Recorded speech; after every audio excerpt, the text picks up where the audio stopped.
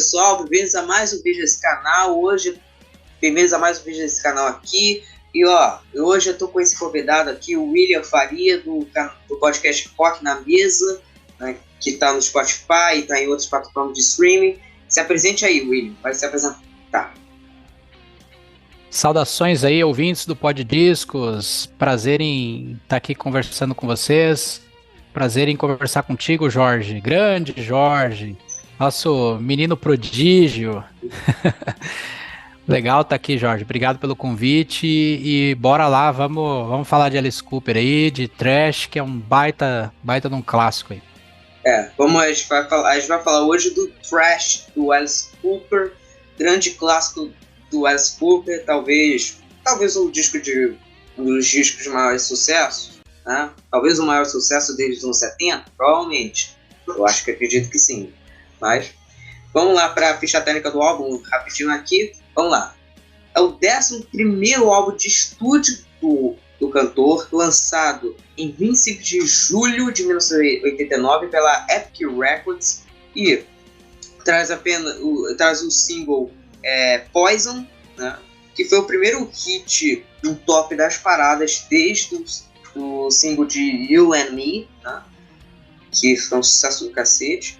E além teve clipes para Bed of Nails, House of Fire e Only My Heart Talking.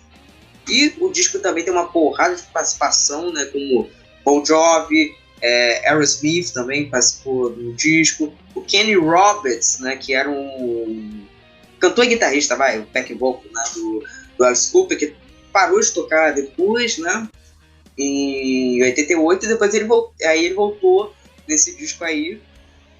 Além também tem contribuições de composições com a Joan Jett, o Daniel Aurin, também o John Bon Jovi, e o Ritson Boy, também o John McCurry, que trabalhou inclusive com o Julian Lennon, que é o filho do John Lennon. E vamos recapitular um pouco o que aconteceu nessa época. O Alice Cooper não estava nos seus bons momentos de carreira. Ele tinha lançado dois discassos antes, que pra mim, cara, são discos maravilhosos que infelizmente não fizeram muito sucesso, né? Trouxe o Alice Cooper para aquele top das paradas, sabe? Tanto que um deles, que é o disco Constrictor, né? Que é um disco que tem a famosa He's Back, The Man Behind the Mask, que foi trilha sonora do Sexta-feira 13, Jason Vive, que é o 6º filme da franquia, inclusive. E além de umas porradas de música boa também, né, nesse disco. E depois ele lançou Raise Your Fist and Well, que é um disco muito bom, mas infelizmente esse disco não alcançaram o top das paradas. E aí esse disco ele meio que trouxe foi um renascimento do Alice Cooper. Trouxe ele para as paradas de sucesso. Poison fez um sucesso do caramba. Depois a gente vai falar um pouco mais de faixa a faixa. E não à toa que a maioria das faixas são compostas pelo Desmond Child, né, que trabalhou com Kiss, trabalhou com o próprio Bon Jovi também, né? Inclusive, né, esse convite, essa parceria do John Bon Jovi com o Desmond Child foi muito por conta do Paul Stanley, né? Porque o Paul Stanley falou assim, olha, tem um compositor que você deveria trabalhar, que é o Desmond Child. E foi naquilo que deu, né? E além de uma porrada de bandas também que depois ele produziu, né, anos depois ele produziu aquele Humanity dos Scorpions, você lembra? De 2007, lá ele produziu o disco, eu não sei. Acho que na verdade ele é produtor, na verdade o produtor é o James Michael, que é o cantor do 6am, na verdade. Mas quem ajudou também foi o Desmond Child, mas é outra história. E vamos lá para a formação do disco. A formação do disco tem como Alice Cooper nos vocais, o John McCurry nas guitarras, o Hugh McDonald no baixo, o Bob Shawner, não sei como se fala o nome desse cara, na bateria, e o Alan St. John nos teclados. Além de várias participações aí do disco. O que você acha desse disco? Qual é a sua história com esse disco aí, William, sobre esse Trash? Então, o Alice, a primeira vez que eu ouvi Alice foi o material dos anos 70. Então, mas o disco, o Thrash, a minha ligação com ele, a minha história com esse álbum, ela iniciou no início dos anos 90, 91, 92, e veio um amigo em casa, ele tinha muitos discos, né? Ele era bem mais velho que todo o resto de nós, né? Que andávamos juntos, né? E eu lembro que ele chegou lá com o Lick It Up, do Kiss. Ele chegou lá com um disco do Nelson, o After the Rain. E ele levou também o Thrash, do Alice Cooper. Quando eu peguei o álbum do Alice, a primeira coisa que me chamou a atenção naturalmente foi a capa. Aquele visual do Alice Cooper. E aí ele disse assim, olha, esse disco aqui, na minha opinião, é o melhor álbum dele. E aí ele mostrou as participações e tudo. Mas eu vou te dizer que eu ouvi o álbum, de primeiro eu já gostei dele, mas eu acho que naquela época eu não peguei muito o contexto dele, eu não saquei logo de cara, né? Porque eu acho e confesso que naquela época eu não tinha tanto conhecimento assim dos convidados, né? Porque, pô, saber quem era Aerosmith eu sabia. Eu sabia quem era o Winger, mas muito superficialmente, eu acho. Só anos depois que aí eu conheci a obra dessas bandas, esses convidados, que aí sim, aí eu já conhecia melhor o próprio Thrash, aí eu voltei atrás e comecei a ouvir, e aí pra mim foi uma outra experiência ouvir o álbum com aquelas participações todas, né? Anos depois eu já tinha um conhecimento da carreira do Kip Winger, né, do Aerosmith e dos demais convidados que participaram do álbum, do Bon Jovi, né, propriamente, tudo. Então, causou muito mais impacto. E para mim sempre foi um grande clássico do Alice, tá? E para mim figura entre os melhores álbuns dele, um dos meus preferidos, tá? Eu tenho um xodó por esse álbum aí. E achei bacana tu citar ali o Constrictor e o Raise Your Fist and Yell, porque eu acho que a primeira metade dos anos 90 pro Alice foram bem irregulares, né? Foram anos bem irregulares. Os álbuns dividem opiniões, não são unânimes, né? Eu já ouvi tanto coisas boas quanto coisas ruins sobre, mas do Constrictor pra frente, ele começa a entender aonde que ele estava situado, né? Ele começa a entender o mercado, tá? Vale lembrar que o Alice ele assistiu às bandas da New Wave of British Heavy Metal, por exemplo, ofuscarem um pouco os seus lançamentos nos primeiros anos dessa década que eu citei. Então tinha muitas outras bandas aparecendo nos Estados Unidos, né, e que estavam tomando aquele mercado. Tá? E eu poderia citar algumas, por exemplo, né, o próprio Bon Jovi que eu falei, o Twisted Sister, o Quiet Riot estavam voando naquela época. Então o Alice ele meio que se liga nisso e resolve pegar um rumo, né? Então começa a engrenar ali a partir desses dois discos que eu falei, o Constrictor de 85, depois o Raise Your Fist and Yell de 86. E comercialmente falando, nesse ponto, eu acredito que ele estava muito bem assessorado. Então ele foi uma direção musical que teve muito êxito. E uma vez que ele entendeu, a essa altura do campeonato, o mercado do qual ele estava inserido e que ele precisava aderir para ter êxito comercial, sucesso, enfim, ele se reuniu com um baita time de músicos, que foram esses que aí você citou, John McCurry, Hugh McDonald, que toca baixo no Bon Jovi, aliás, nos últimos anos, né? Desde a época do These Days ele tá com a banda. Também tocou em Runaway, também no primeiro disco do Bon Jovi. Exatamente. Isso. Então, assim, mas a cereja do bolo mesmo, a essa altura do campeonato, foi o Desmond Child. Que para quem não conhece, né, quem não é desse planeta, né, um famoso produtor e compositor. E esse cara já emplacou muitos sucessos, né? Principalmente na década de 80. Então, de praticamente todas as bandas que a gente gosta, ele já tem o dedinho dele ali, de Kiss, passando por Bon Jovi, o próprio Aerosmith, etc, né? Então, com exceção da Only My Heart Talking, desse álbum, do Thrash, ele compôs todas as faixas ao lado do Alice e dos demais artistas, né? E como você mesmo disse, esse álbum também tem muitas participações especiais, né, que a gente vai explorar aí ao longo do nosso bate-papo. A história comigo esse disco, obviamente, um pouco menor que a sua, mas conheci, obviamente, muito por conta. Porque sempre eu vi assim que o Alice Cooper tinha alguma coisa a ver com Kiss, né? De a ver, né, com o som, né? Não um som, né, digamos assim, mas com o visual e tal. Tanto que o Kiss sempre citou o Alice Cooper, né? Às vezes, né? Foi uma das influências também, né? Quis usar a maquiagem, além também do Arthur Brown, né, que também que ajudou também a usar as maquiagens e tal. Mas o disco que eu tinha escutado era o Billion Dollar Babies, né, que era dos anos 70, assim. Eu tinha curtido e tal, aí depois eu fui pescar um pouco a discografia dele depois. E, e, e aí, cara, aí depois eu vi o Trash, né? Muito por conta do clipe de Poison, né, que eu assisti, obviamente. É um clássico do Alice. E aí, cara, aí eu comecei a escutar o disco e, cara, o disco realmente é muito bom. É um disco realmente. Parece que obviamente, eu vou dar um spoiler. Eu não gosto de nenhum. Eu gosto de todas as músicas do disco. Obviamente vai ter aquela que é mais encheção de linguiça, outras que são mais. Eu vou falar fillers, vai? Fillers, né? Pra quem não sabe, filler é filha da. Não, brincando. Filler são aquelas músicas, tipo assim, que são um pouco. Que não são tão boas, né? No meio de um doces, digamos assim, sabe? É meio que um salgado dentro de doces, assim, sabe? Digamos assim. Sabe? Sim.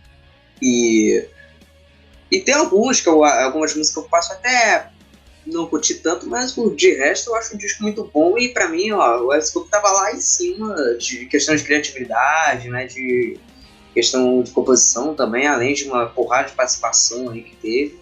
Então, pra mim, ó, esse disco aí, cara, foi talvez talvez seja o meu favorito do Alice e também um dos meus favoritos também. Agora... Cooper, né, um dos pioneiros do shock rock, né, então assim, nos anos 70 ele tinha ele era um personagem, um músico bem, que acho que ele inovou, ele trouxe elementos atrás, até então inéditos, né, para esse tipo de show de rock, né, mas assim, nos anos 80, nessa fase aí do thrash, em essência, tá ali o personagem dele, o Alice Cooper, né? Era basicamente o mesmo, mas era um Alice já transitando entre o hard rock, né? Então, ele traz um Alice mais comercial, com letras que falavam de amor, de sexo, aquela coisa toda, né? Dos estereótipos do estilo, né? Mas muito bem feito. Toca lá. Sim, e tanto que aí, a partir daí, dos discos pra frente, ele começou cada vez mais a ter mais sucesso. Por exemplo, você vê o próximo, Hey Stupid, foi. Você nem falar, obviamente os anos 90, provavelmente, não sei se foi o The Last Temptation e o Fistful of Alice, são discos que eu gosto, inclusive eu gosto demais desse disco. Inclusive o Last Temptation tem uma resenha aí do Rock na Mesa aí, quem quiser escutar, escuta aí também, tá? Mas eu acho que não sei se foram um disco, provavelmente não foram tão discos que fizeram tanto sucesso, mas pela época do grunge também, né? Eu acho que tem muito por conta disso, não sei. Aí eu acho que no começo aí dos anos 2000 aí começou a também... Não vai ser um fracasso, mas também acho que teve algum sucesso, tipo Brutal Planet, um disco que eu gosto demais, esse disco, mas ele é mais pesado, mas fica mais sombrio, mais pesado, assim como os outros que vem depois, né? O Dragon Town, né, que vem depois, e por aí vai. Vamos lá pro faixa a faixa, então? Se quiser. Sim, vamos lá. Vamos lá. O disco já começa com um grande sucesso do Alice, que é Poison.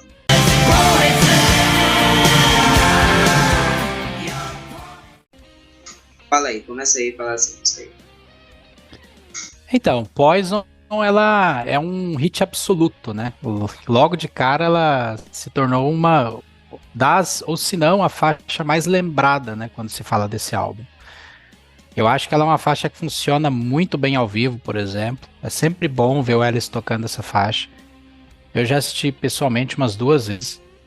E eu acho que a música tem Ela é uma música muito poderosa, né? Ela fala de... Porque todas as músicas do Thrash, elas falam de relações amorosas, né? E a Poison, ela é uma canção que ela fala de dependência afetiva, do vício por outra pessoa. E da não possibilidade de resistir à atração de fantasias sadomasoquistas, né? E vale lembrar que foi com Poison que o Alice Cooper atingiu o público da MTV pela primeira vez, né? O clipe dessa música é sensacional, não recomendado para menores de 18 anos, viu, seu Jorge? E puta som, meu amigo. Baita faixa. Para mim, começa nota 10. Pra mim é uma música também excelente. É que eu fui ver no Spotify, é a música mais escutada do disco e também do Alice Cooper. Se você ver, além dessas aí pra baixo, aqui a gente tem Schools Out, No More Mr. Nice Guy, Always Chase Rainbows e Uneaten, que ficam atrás dela. Mas a School Out, a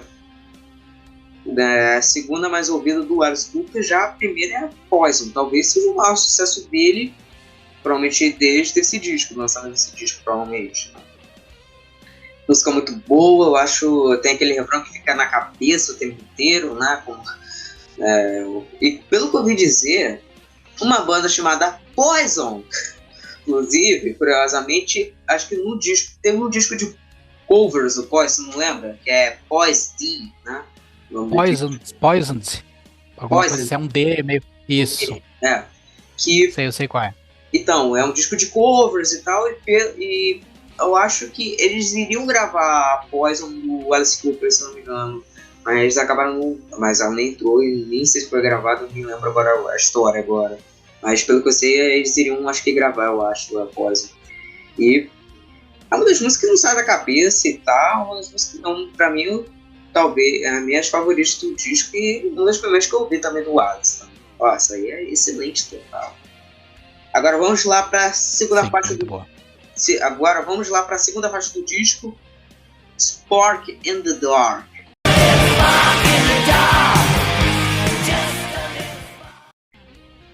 Essa música aí, cara, me lembra um pouco umas músicas assim do Bon Jovi mais festeiras, tipo You Give Love a Bad Name, né? Umas músicas do Sleeping on Wet, sabe? Umas músicas mais pra cima, assim. Me lembrou um pouco o clima, não tô dizendo que é chupada, mas me lembrou um pouco o clima, aquela coisa toda. E eu acho ela maravilhosa, eu adoro essa música e, ó, pra mim é a minha segunda favorita do disco, inclusive. Pra mim. Fala aí o que você acha. Então, também acho que é uma baita música. Mantém ali, eu acho que se Poison começa uma baladinha bacana, uma power ballad, né, vamos assim dizer, uma música mais sensual e tal. A Spark in the Dark já vai assim para um hardão, assim, né, já tem um refrão poderoso, né. A letra é meio bobinha, né, mas a construção ali entre o instrumental e o vocal, né, os timbres, eles são muito bem escolhidos, né? O riff dela, eu estava lendo uma resenha que comparou o riff dessa faixa apontou uma semelhança harmônica com a Sweet Dreams, que eu acho que é do Eurythmics, mas especialmente na versão regravada pelo Marilyn Manson, né? Confesso que eu ainda não parei para ouvir ali a fazer uma comparação, tá? Mas eu gosto, tem um refrão grudento. Eu acho que é uma música que funciona bem ao vivo também. Ela foi tocada acho que somente na época, né, dessa turnê aí. E acho que era bem próximo do fim do show, se eu não me engano. Cara, assim, uma faixa bem clichêzona, bem hard rock, assim, bem... Acho que mantém o nível. Uhum. Agora vamos lá para a próxima faixa, que é House of Fire. House of Fire. Vou falar aqui uma coisa. Ó, música muito boa. Tem aquele refrão também chiclete que gruda também, né? Já começa com aquele coro, né? House of Fire. Já começa com aquele refrão gruda. Quem toca nessa música é o Joey Perry, né, do Aerosmith, ele toca. E a demo, ela foi gravada pelo Bon Jovi na época do New Jersey, inclusive tem na edição deluxe do New Jersey, eles colocaram a versão original de House of Fire, que tem poucas mudanças, não tem aquele coro, né, que começa, né, no início da música, mas de resto é até bem parecido, até, digamos assim. E é uma composição também, além do Desmond Child e do Alice Cooper, também da Joan Jett, também, ela compôs essa música aí. Fala aí o que você acha dela aí. Sim, a Joan Jett, ela chegou a compor, né? Ela compôs a música, mas não utilizou, né? E aí foi bem lembrado que tu citou aquela... Tem uma versão demo dela que o Bon Jovi lançou, né? Se eu não me engano, em uma reedição do New Jersey, né? Edição Deluxe. Ela é na minha opinião, acho que ela é a House of Fire é uma das faixas mais fortes do álbum. Eu acho que a letra dela é autoexplicativa, né? Basicamente, né? O personagem, né? Ele quer que a garota dele construa junto dele uma casa de fogo. E essa música ela conta com riffs e solos do Joey Perry, do Aerosmith. Tem um refrão simplesmente viciante, é muito legal. E uma curiosidade, entre as pessoas que fazem os backing vocals das músicas, tem muita gente que faz, o próprio Desmond Child fazem várias delas, né? O Michael Anthony, do Van Halen, também participa de várias faixas desse álbum, fazendo backing vocal junto com outras pessoas. Essa eu não lembrava não, cara, o Michael Anthony do Van Halen. Cara, tá na ficha técnica do álbum. Ah, agora eu fui ver agora. Especialista em fazer backing vocal no Van Halen também, né? Eu também fiz.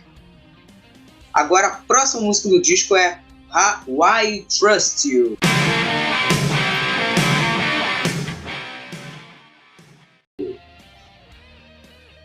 Vamos lá.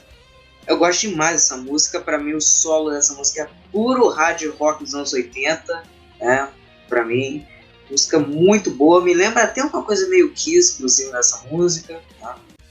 E eu acho uma música muito, mas muito boa, cara. Uma das melhores favoritas do disco. Então, Why Trust You, ela tem um refrão bem grudentinho, né? Why Trust You, you'll never made your dreams come true. Então, assim, eu acho que é um rockzinho bem bacana de se ouvir. De uma pegada, assim, bem... É uma típica música do Alice Cooper, cara, dessa época aí, né? E eu acho que ela é gostosa de ouvir, cara. Um rockzinho bacana, um hardzinho bem interessante. Não tem nada demais, nada de absurdo assim e tal. Acho que é uma música pra embalar uma festinha, uma música pra te ouvir aí no... Oi? Tocar no churrasco, né? Pra ouvir no churrasco. Daqui a pouco teus tios vão estar tudo cantando junto aí, sabe? Uma música feliz. Bom instrumental. Alice Cooper, como sempre, é irretocável, né? Cara, não tem nada de excepcional para pontuar sobre a música, mas eu acho que ela é uma música correta. Agora, a próxima música é All in My Heart Talking.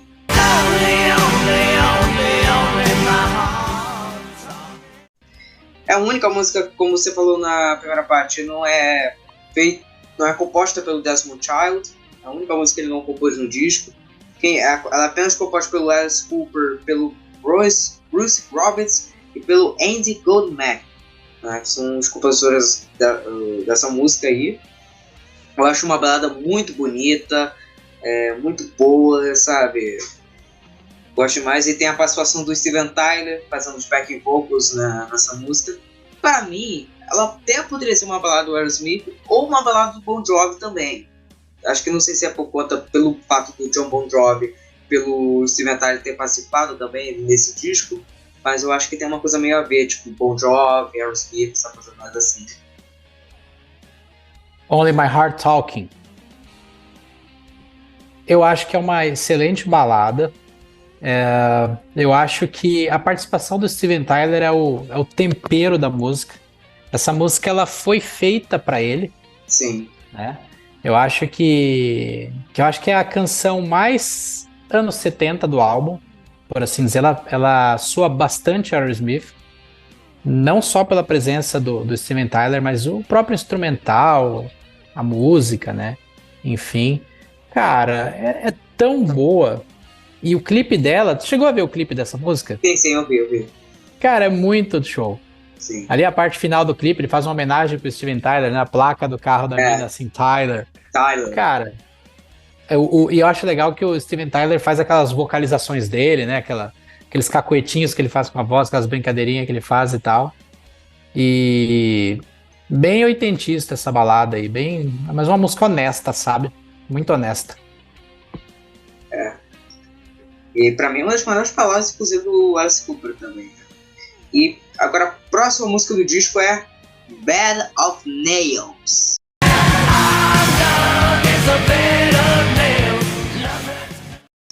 É o segundo single do disco. Música bem empolgante, muito boa, tem aquele refrão que gruda também. Mas essa já não é uma das minhas favoritas. Tipo, eu gosto, mas não coloco ela no, digamos, top 5 do disco. Das melhores músicas do disco, eu não colocaria ela. Mas já é uma música boa, teve clipe também. E a música, pelo que eu vi no Spotify, ela é a segunda mais escutada. Ela é a segunda mais escutada depois de Poison, né? Porque a Poison é a primeira, obviamente, disparada. Já a Battle of Nails é a segunda mais escutada. Bed of Nails, cara, pra mim, eu acho que tá lá lado a lado ali de Poison, figura entre um pódio com as músicas mais top do álbum, assim. 3 músicas que eu acho fantásticas nesse álbum, todas são muito boas, mas essa segunda que eu vou citar, a próxima mais à frente. Eu acho que ela começa ali com Alice Cooper fazendo aquela introdução assim bem marcante, né? Dá a entender até que é uma introdução tipo Alice, época shock rock, assim, aquela coisa bem característica dele, né? Ele gosta dessas atmosferas, né, e tudo mais. E depois, cara, essa música descamba pra um puta hard rock frenético, um riff de guitarra matador. Pra mim, acho que o trabalho de guitarra nesse som aí, pra mim, é o grande destaque. Não tem, assim, inclusive no meio dela, né, que fica assim só a voz, quando a música dá aquela parada, sabe? E que fica só a voz do Alice com aquele riff, né, de guitarra e tal. Funcionou bastante essa música ao vivo na época em que foi tocada, na época da turnê desse álbum aí. Uma das minhas preferidas, com certeza, cara. Se tiver que fazer uma coletânea de músicas animadas desse álbum aí, essa aí com certeza entra. Sim. E também ela é tocada pelo Kenny Roberts, né, que era o guitarrista do Aerosmith, né, até 88, depois ele voltou aí. E né, ele toca nessa música aí. E agora o Kenny Roberts, que é o Rambo, né? Metido a Rambo, né? É o Rambo, é o Manowar, né? O Manowar do Alice Cooper, né, praticamente, né? Uhum. Então, não é meio o Rambo também nessa questão, né? Talvez. O Manowar é um pouco, os caras se acham Conan, né? O Conan, verdade. O Kenny Roberts, que inclusive ele voltou brevemente para a banda do Alice, né? A Anita Strauss chegou a sair brevemente para tocar com a Demi Lovato. Demi Lovato, e veio até no Rock in Rio com ela, né? Sim. Mas ela já voltou e o Kenny Roberts saiu de cena e tal. Baita guitarrista. Sim. Agora, a próxima música do disco é These Manics in Love With You.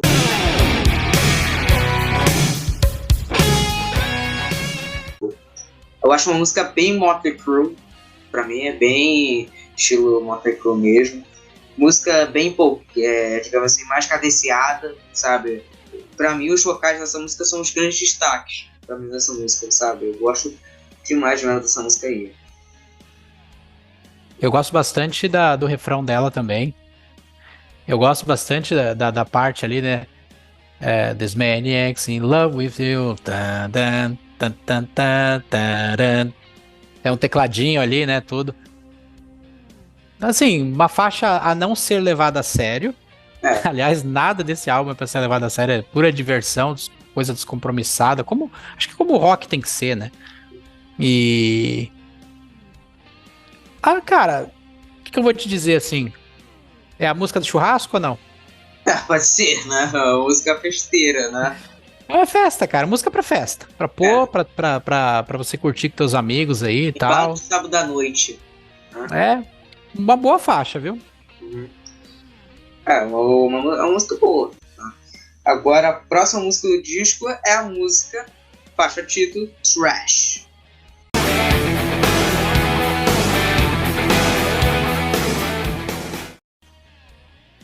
Aqui tem participações de Jon Bon Jovi. Agora o Carlos Monteiro vai ficar emocionado com isso, vai chorar as lágrimas agora. Tem vocal de Jon Bon Jovi. Né? Também tem o Tom Hamilton, do Aerosmith, toca baixo nessa música. Joey Kramer também toca bateria nessa música. Tem uns outros aqui, o Mike Fraser toca guitarra nessa música. E o Jack Johnson também toca guitarra nessa música também. E é uma música assim que eu gosto, claro, mas pra mim ela é, como diz o Chaves, nem me sobe nem me desce, sabe? É tipo, ela fica tipo no meio, sabe? Digamos assim, entre aspas, assim, porque é uma música assim, comparada para minhas anteriores, ela é um pouco mais fraca, mas ainda assim é uma música boa, longe de ser uma música ruim, como por exemplo esse disco não tem música ruim pra mim, pelo menos, sabe? Então, mas é uma música boa, claro, mas é o que eu menos gosto pra mim desse disco aí. Trash, ela além de faixa título, né? Ela foi a faixa de abertura da turnê. Era com essa música que eles abriam a Trash is the World. E essa música ela tem uma overdose de Aerosmith nela, né? Na cozinha ali, o instrumental do, que nem você falou, do Tom Hamilton e do Joey Kramer, né? Mas uma das ideias do Alice na época era contar com o Jon Bon Jovi nos vocais e compor um tipo de música que ele pudesse cantar, mas que não fosse o tipo de música que ele naturalmente faria para a banda Bon Jovi. Que mudasse ali, que tivesse um estilo um pouco diferente, tá? Como fosse uma carreira solo do Jon Bon Jovi? Um pouco fora, não uma carreira solo, mas um pouco fora desse estilo musical, sabe? Uma coisa mais pesada. Pesada, guardada as proporções, né? Os padrões Bon Jovi. Isso. Porque o Bon Jovi, ele é uma banda assim que, principalmente nessa época no New Jersey, eles apostaram nesse hard rock assim no final dos anos 80, também, né, com composições do Desmond Child, né, então, com power ballads, com músicas, entre aspas, pesadas, né, padrão Bon Jovi, como a gente sempre diz, mas que ainda assim tem uma certa fórmula, né, um certo padrão, né. Então, de acordo com Alice, essa faixa não entraria nesse padrão, tá? E o que eu acho mais interessante, assim como eu citei lá com o Steven Tyler, o Jon Bon Jovi ele conseguiu colocar nessa música também aquelas vocalizações, aqueles cacuetezinhos que ele tem nas músicas dele e tal, aqueles gritinhos e tal. Enfim, cara, baita participação. Não é aquela participação para encher linguiça. A gente até falou no Rock na Mesa, acho que foi o... Teve um episódio que a gente gravou, cara, que acho que foi o próprio Aerosmith que a gente gravou sobre o Get a Grip, que a gente brincou com o termo filler. E aí eu traduzi como enchendo linguiça. Não é participação para encher linguiça. Os convidados do álbum realmente contribuem bastante, né? E não foi diferente com o Steven Tyler, e certamente não é com o Jon Bon Jovi. E o curioso, né, que o Aerosmith, nesse mesmo ano de 89, lançou um punk também, nesse mesmo ano, inclusive. Né? E também o Steven Tyler também já participou também no Dr. Feelgood, também do Motley Crue, né, acho que é Rattlesnake Shake, né, que acho que ele participa, se eu não me engano, eu acho. Eu posso estar enganado, mas eu acho que ele participa, mas eu lembro que ele participa no Dr. Feelgood. Agora, a próxima música do disco é Hell is Live Without You. Hell is living without your love. Música composta pelo Bon Jovi também, né? E também pelo Rich Sambora, que é o pastor do Carlos Monteiro, né? Agora vai chorar pela segunda vez agora, Carlos Monteiro, né? Também o Rich, ele toca nessa música, já o Bon Jovi não faz nada na música, assim, a não ser a composição é dele. A composição é dele. A composição, já o backing vocals não é dele. Mas ele toca a guitarra nessa música e, ó, música muito boa. Pra mim, ela me soa tipo uma irmã, digamos, de Poison, que sou um pouquinho mais uma Poison, um pouco mais, menos comercial do que a Poison, pra mim, sabe? Ela é menos comercial, obviamente. E é uma das minhas favoritas, inclusive do Alice Cooper também, cara. É uma das favoritas aí do disco também. Minha balada preferida do Alice Cooper, de todas, não desmerecendo as outras, mas pra mim é a melhor. O solo do Rich Sambora é notável nessa música. É a faixa mais Bon Jovi de todo o álbum. Poderia sem ser uma sombra música de do Bon dúvidas. Jovi, né? Ela foi coescrita também pelo próprio Alice Cooper e o Desmond Child, o Rich Sambora, o Bon Jovi e tal. Cara, uma típica balada clichêzona final dos anos 80, uma power ballad, vamos assim dizer, mas que em nada tira o mérito dela. Eu citei a Poison e a Bed of Nails como duas das minhas preferidas, das top do álbum. No meu pódio, das 3 melhores faixas do álbum, essa aí completa, se junta-se ali ao time, a santa trindade do álbum aí, Poison, Bed of Nails e Hell is Living Without You. Agora, o disco se encerra agora com a música I'm Your Gun.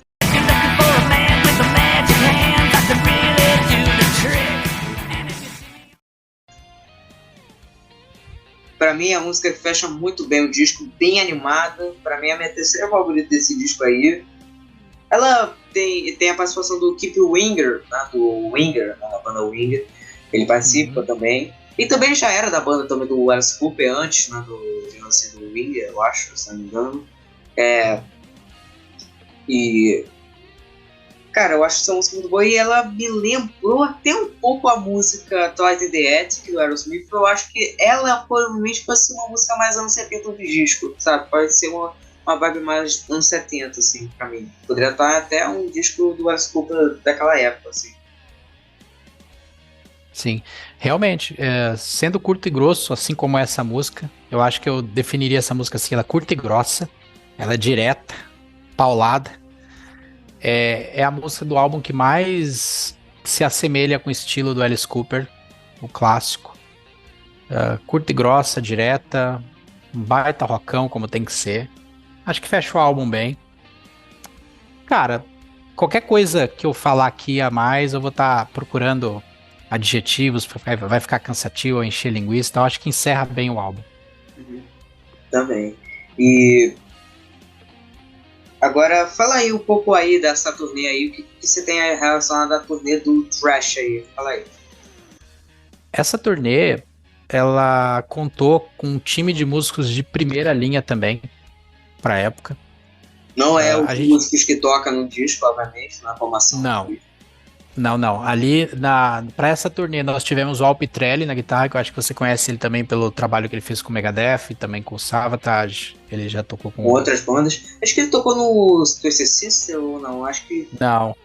Ele tocou também naquele Trans-Siberian Orchestra, alguma coisa assim. Sim. Agora de cabeça eu não lembro mais, mas ele já tocou bastante, já em várias bandas. Puta guitarrista. Sim. Pete Friesen da guitarra também, o Tommy T-Bone Caradona no baixo, Jonathan Mover na batera, que foi substituído pelo Eric Singer nos shows dos Estados Unidos e Austrália, nessa turnê. O tecladista, o Derek Sherinian, né, famoso por ter tocado com o Dream Theater. Tocou com o Malmsteen.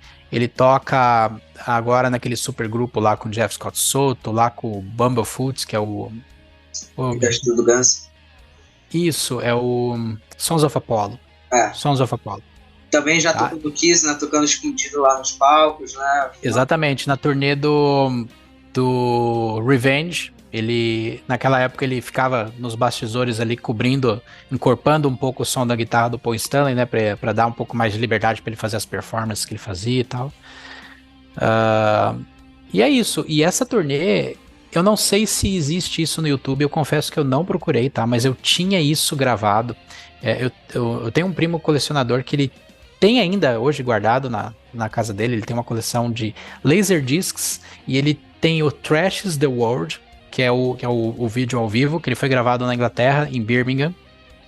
E ele também tem o Trashes the Videos, que tem os clipes desse álbum. E sobre o vídeo do show, cara, é uma paulada de show. Assim, é um show muito bom. A banda é uma qualidade de áudio e uma qualidade visual pra época.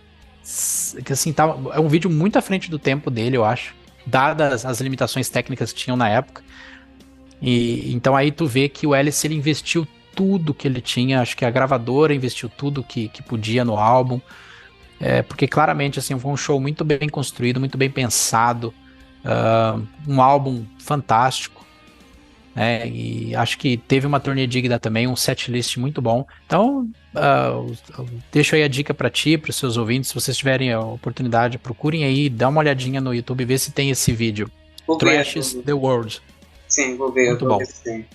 E agora vamos lá para considerações finais do disco. Para mim, é um dos melhores discos do Alice Cooper. Para mim, talvez seja o meu favorito do Alice. É um disco que vai ser escutado inteiro, porque ele não tem música ruim. Ele é um disco assim, do primeiro minuto até o último minuto. Para mim, ele, digamos assim, te prende, digamos, a sua atenção, digamos, de ouvir, sabe? Você escuta ele inteiro, você consegue ouvir ele. Ele é muito bom de escutar inteiro, digamos assim. E também um dos melhores discos também daquela época, também de hard rock e tal. Tem os maiores hits também do Alice Cooper, principalmente o maior hit, talvez, né, que é Poison. E além de lá dos beijos maravilhosos, como Hell is Living Without You, American Gun, Spark in the Dark, e outros aí, acho que a gente falou aqui. Então, para mim, a nota digna para esse disco é de 1 a 5, é 5. Para mim, é isso. Tá. Você que me acompanha ali no Rock na Mesa, você sabe que a gente não é muito fã de dar nota para álbum, né? Sim. Em alguns a gente dá canecos, a gente faz uma alusão bacana ali. Mas algumas vezes a gente faz. Mas para esse álbum lá, vamos lá. Eu estou na sua casa e aqui são as suas regras. Então eu vou. O que eu sempre considero, né? Para uma nota máxima no álbum, né? Para mim tem que ser bom em tudo. Começa porque ó, a capa tem que ser muito boa, a produção tem que ser muito boa, as músicas tem que ser muito boas, tudo. E eu acho que esse álbum tem todos esses pré-requisitos. Eu acho que ele tem uma capa fantástica, uma capa icônica ali, o Alice Cooper com aquela camiseta dele ali, linda, com aquela jaqueta de couro por cima, cara, uma capa icônica. A seleção de músicas muito boa, não tem uma música ruim nesse álbum, tá? São tudo de ótimas para muito boas, pra excelentes, alto nível. Claro, tem algumas que são, que eu vou dizer assim, tem algumas que eu prefiro menos que outras, mas que em nada tiro brilhos delas, tá? Não são músicas ruins de forma... É um álbum que eu escuto inteiro, não pulo faixa. É um álbum que, apesar de ter concebido dentro desse propósito de ser um álbum comercial, de emplacar as paradas ali, de trazer o Alice Cooper de volta à cena, não são deméritos. O álbum ele tem personalidade, apesar de ser um álbum típico daquela fase dos anos 80, final dos anos 80, ainda assim ele é um álbum com pedigree, vamos assim dizer, né? É um álbum muito bom. Então eu dou nota máxima pra ele por tudo, tá? Boa produção, excelente produção, capas, tracklisting, o cuidado que o Alice teve em trazer excelentes convidados para participar do álbum, tá? Que acho que agregou muito, foi uma baita sacada. E já deixo aqui uma declaração, eu digo que, pra mim, é muito melhor do que o Hey Stupid, por exemplo. Me vejo obrigado a concordar com o Palestrinha. Também concordo, cara. Eu acho ele melhor que o Hey Stupid. Por mais que eu goste também do Hey Stupid, mas eu acho que ele é melhor. Em questão... Eu também peguei a capa do Hey Stupid, por mais que eu acho uma capa até que legal. Até tem aquela coisa meio Alice Cooper, mas eu prefiro a capa, por exemplo, tanto a capa do Trash também, as músicas também eu gosto mais do que do Hey Stupid. Uma outra curiosidade que eu acabei, desculpa te interromper, Jorge, eu não posso perder essa chance, porque é bem rapidinho, tá? Eu tava falando da turnê dos músicos, né? O Al Pitrelli foi uma indicação do Steve Vai a participar dessa turnê, tá? Porque originalmente a ideia do Alice, o convite foi feito para o Steve Vai participar dessa turnê, porque naquela época ele ainda é um excelente guitarrista, tá ali entre os melhores, maiores, enfim, melhor é subjetivo, tá entre os grandes nomes, né? E na época, como ele estava envolvido com Whitesnake, ele não pôde se comprometer, né, em fazer na época do Sleep tour of the com Dog, eles. ele gravou. Isso, exatamente. Então ele acabou indicando o Al Pitrelli no lugar dele, né? Que também foi uma boa escolha, né? Acabou mesclando bem, mas eu fiquei curioso, eu queria ver como é que teria sido o Alice com o Steve Vai, que acabou acontecendo depois ali a participação do próprio Steve Vai ali no Hey Stupid, né? Feed My Frankenstein, né? Sim. E verdade, é uma coisa assim, realmente seria interessante até uma coisa dessa. Agora, muito obrigado aí, William, por aceitar o convite. Já acompanho o Rock na Mesa, sei lá, praticamente do início do podcast, já faz tempo, já participei do podcast no episódio de covers parte 2, inclusive. E ó, espero que se você quiser ser chamado novamente, as portas estão abertas aí para você, também pro Carlos, também para Renato, se quiser participar também, né? E também, se quiser me chamar do Rock na Mesa, também estou disposto também a participar, principalmente discografia do Bon Jovi também, nessa parte 4 aí, que eu vi, parte 4 e tal, que aí... Bon Jovi não, porque você vai falar mal dos discos, a gente tá na fase 4, que é aquela a ladeira começa a descer, tu vai pegar pesado com os discos e tu vai magoar o nosso colega Carlos. Não, você não. Eu vou escolher um tema bem bom pra ti, um tema bom pra... Vamos falar do Generation Swine do Motley Crue qualquer dia desse. Pode ser depois. Tá? Pode ser, cara. E... Tá. Fala. E não, só agradecer, e agradeço, eu que agradeço, é um prazer estar aqui contigo, tá? Eu gosto muito de ti, tu é um cara muito gente boa, inteligente pra caramba, jovem, com tanto conhecimento aí, tanta fome de aprender. A voz da sabedoria. A ouvir, né? Um bom som. É a geração que tá aí pra levar o rock aí à frente, né? Graças a pessoas como você, assim que a gente fica convicto de que dificilmente as pessoas vão matar o rock and roll, né? Todo ano alguém tenta matar o rock and roll, mas enquanto as gerações novas estão ali aprendendo a curtir um bom som, estão pegando uma guitarra, estão comprando um disco, estão indo para show, cara, isso nunca vai acabar. Vai passar de pai para filho e assim vai, por gerações, tá? E quem quiser seguir lá o Rock na Mesa, né, aproveitando para fazer um jabazinho aqui, vai ali no Instagram, tem ali o @podcast Rock na Mesa. Ali no perfil tu vai ter acesso a todos os nossos episódios. A gente tem ali, a gente está no 31º episódio, né? Um podcast novo, iniciou em janeiro. Então a gente tem aprendido bastante ali, tem falado de diversos temas. Então entra lá, escolhe um tema que tu goste, ouça. Tem ali o perfil para as nossas outras redes, né? Tem nosso e-mail. A gente está disponível no Amazon Music, no Deezer, no Orelo, no Spotify. Então, cara, aguardamos a visita de vocês e prazerzão estar aqui, só agradecer.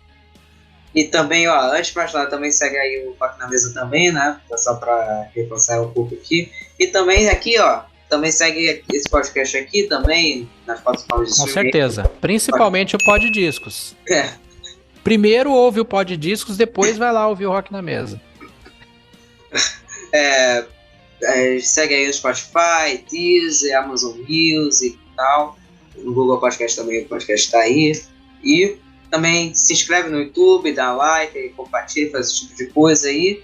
E é isso, pessoal. Nos vemos no próximo vídeo. Até a próxima. Fui. Até a próxima.